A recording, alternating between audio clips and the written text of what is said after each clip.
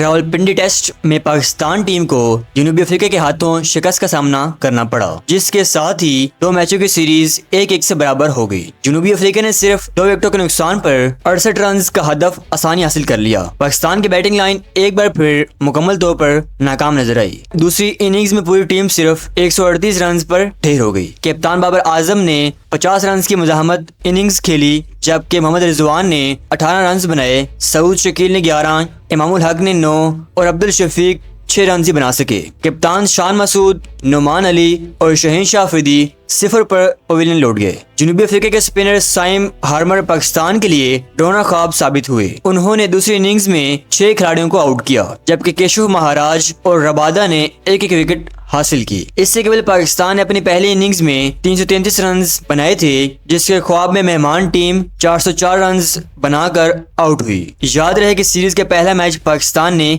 जीता था, जबकि दूसरा टेस्ट जनूबी अफ्रीका के नाम रहा। यूं 2 मैचों की सीरीज 1-1 से बराबर हुई। क्रिकेट माहिरीन का कहना है कि पाकिस्तान की बैटिंग लाइन में तसलसल की कमी टीम की सबसे बड़ी कमजोरी बन चुकी है, इस पर कोचिंग स्टाफ को फौरी तवज्जो देना होगी।